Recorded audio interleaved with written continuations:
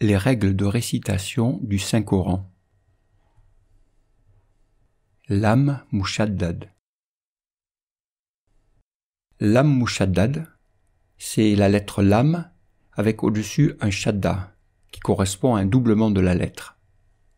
On va faire une distinction entre deux situations.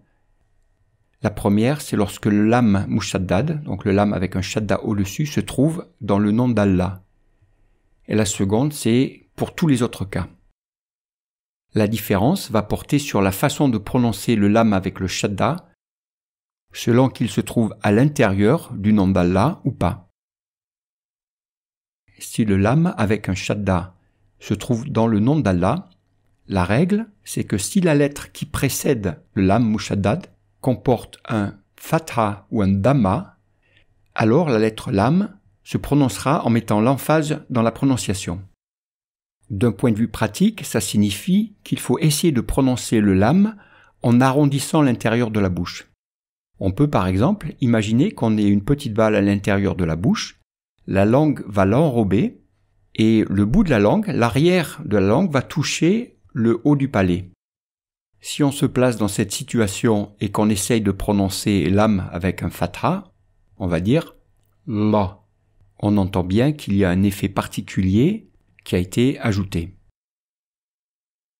Si la lettre qui précède le Lam Mushaddad du mot Allah comporte un kasra, alors la lettre Lam se prononcera avec légèreté. D'un point de vue pratique, ça signifie que le Lam va être prononcé avec la langue plate, qui est la position naturelle pour prononcer un Lam, la lettre Lam, ou en français la lettre L. On ne cherchera pas à essayer d'arrondir la langue, on va prononcer le Lam naturellement, sans faire d'effort particulier. Lam avec fatha se prononcera La. La différence de prononciation doit être très claire. Si on met un accent, une exagération, une emphase, on va dire La, sinon c'est La. On va maintenant voir quelques exemples. Innallahu Hududullahi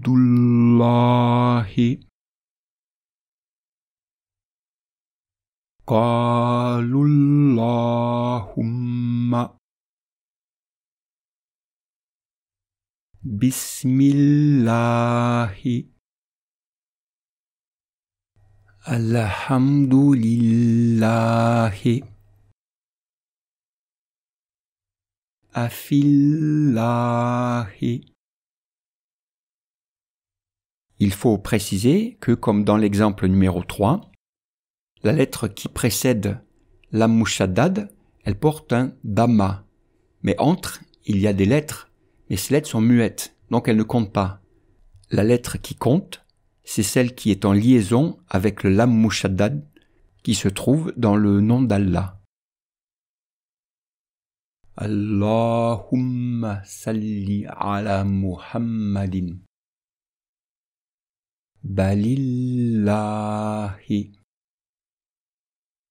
Insha'Allahu.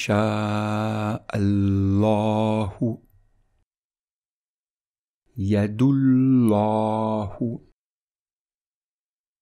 Dans le premier exemple, on commence avec Allahumma. Ce mot, il est généralement traduit par « Oh Allah ». Il commence de nombreuses prières. C'est toujours le nom d'Allah. Et donc, il faut bien penser à mettre l'emphase sur le Lam Mushaddad. Le Lam Mushaddad qui se trouve dans le nom d'Allah, on l'appelle Lam ul-Jalala, qui veut dire le Lam glorieux. La deuxième situation, c'est lorsque le Lam Mushaddad ne se trouve pas dans le nom d'Allah. Dans ce cas-là, le Lam sera prononcé avec légèreté, sans mettre d'emphase, sans faire d'effort particulier de prononciation. Khullatun. Alladhi illa hallafin walam yakullahu